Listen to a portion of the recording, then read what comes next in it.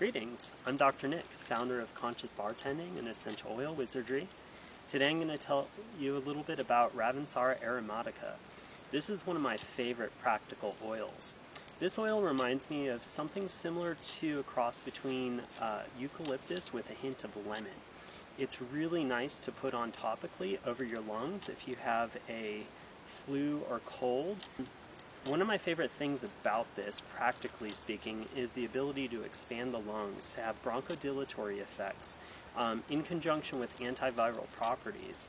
This is a great one if you are traveling a lot and you're in lots of different dusty areas. One of my favorite applications using Ravintsara aromatica is to put one drop in an aromatic vaporizer and heat it up appropriately and take 2 to 3 inhalations as you need.